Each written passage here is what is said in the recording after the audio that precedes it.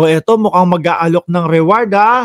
O mga Pilipino na nasa abroad, mga Pilipino na naninirahan, kung saan man naninirahan itong si Saldico, mukhang ready ang Malacanang na mag-alok ng pabuya, no? Para sa kung sino man ang makakapagturo kay Saldico.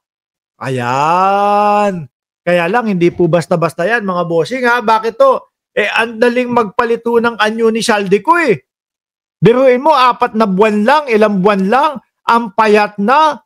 Biruin mo, isang video lang ang pagitan, ang lago na agad ng buhok. O, sabi nga nung iba, saan kayang nakakabili ng hair grower itong si Saldico? Magkano? Ang tanong magkano? Kung sakali ho, diyan sa lugar ninyo, pumunta si Saldico, ituturo nyo po?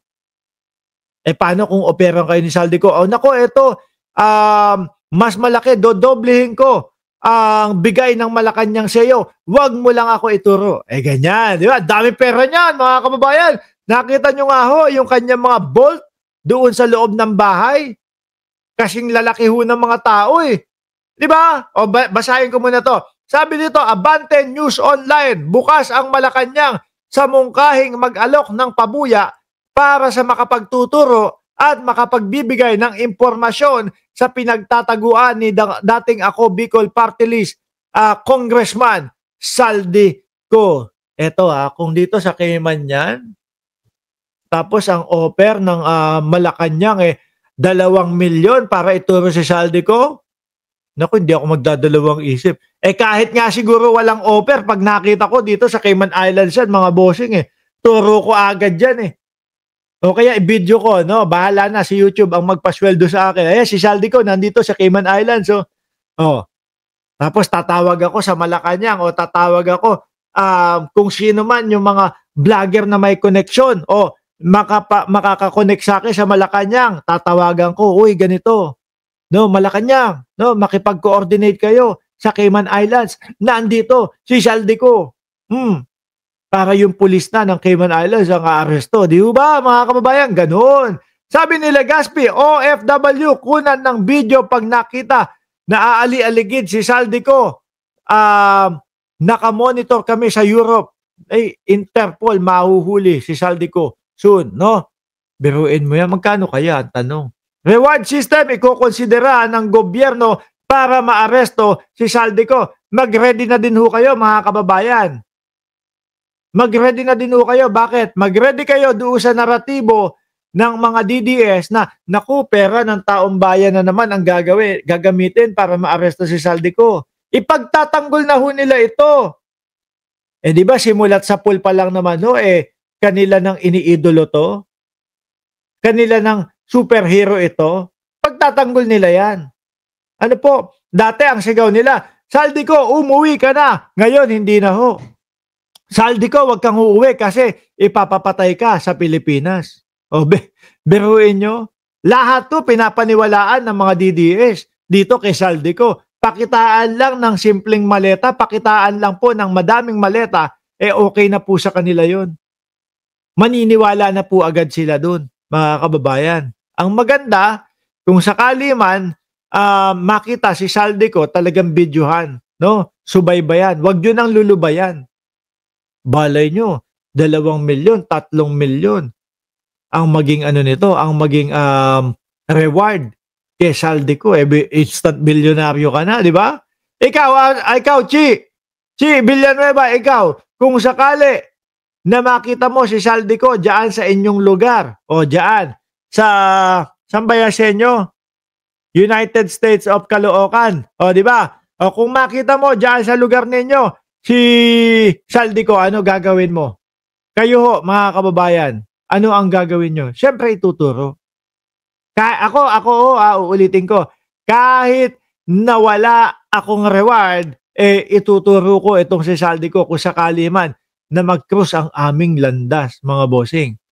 Kahit nalukin ako ni Saldico ng magkano, dodoble. Nako, hindi ho ako papayag, mga bossing. United States of Caloocan. Ay, hindi ka pa nakakapunta doon? Pinagtatawanan mo yung United States of Caloocan? Nako po, pagka nakapunta ko doon, madaming kwek-kwek, madaming fishball. Sabi ni Ma'am Neng Gigi, nagkakape ako habang nanonood, Mark, late nang nagising. mabuti nakaabot ako sa live mo. Eh, yan naman eh. Yan naman talaga ang nakakapagtampo sa inyo eh, no? Kapag ka ako ang late, kayo ay galit na galit. Gusto nyo ibigti ako pati warek. Pero kapag kayo ang late, wala, ganun lang, late ako. Wala na. 'Di ba? Dito po sa channel na Mark Ramos, bihirang-bihira po na nalilate ang inyong lingkod. Kung malate man ako, mga kababayan, ay, 30 segundo lang. 'Di ba? 30 segundo lang. Ulitin ko mga bossing. Eto, bukas daw po ang Malacanang na magbigay o ikokonsidera ng gobyerno na magbigay ng pabuya doon sa makapagtuturo, mga boss Jeep Amo, sir, kay Saldico. Sabi ni Chaicher, huwag kayong maniwala kay Ninong Ram. Nako. Ikaw pagka napunta ako dyan sa London, magpapalibre ako sa iyo. Ha? Ang dami mong utang sa akin. Birthday mo, walang pa walang pa birthday cake. Ngayon mga bossing, dumako tayo dito kanino? Kay Panelo ho, mga kababayan. Ay, hindi, mamaya na. Ito, yung sinasabi ko sa inyo kagabi pa, bagong impeachment laban kay Vice Presidente Inday Sara Duterte, mga bossing. Yari na. Bagong impeachment complaint versus BP Sara, pinaghahandaan ng bayan. Alam na ho natin yan. No? Pebrero. Yun lang naman po ang iniintay dyan, mga bossing Yung 1-year ban. No? Yun lang ho, mga bossing. At eto, pihado po ako, naniniwala po ako na talagang mas magiging smooth po yung ipafile na impeachment laban kay Vice Presidente Inday Sara Duterte. Di po ba? Nung unang impeachment, ano po ba nangyari? Ano yung nangyari? Naipagtanggol po ba nila? Ano ba nila? Naidepensa ba nila yung kanilang sarili? Di ba wala naman? Hindi nga nila, natatakot nga silang lumabas yung mga ebidensya natatakot nga sila na magkaroon kahit na isang hearing lang doon sa impeachment, mga bossing. Bakit? Kita naman po natin sa mga galawan nila at kita naman po natin sa mga galawan ng mga abogado ho nila. Kung ako ho yan, tapos alam ko at narinig ko yung katotohanan na hindi naman winaldas ng Vice Presidente yung pera, naku po, hindi ako papayag na kumbaga technical ang magiging dahilan kung bakit mahihinto yung impeachment.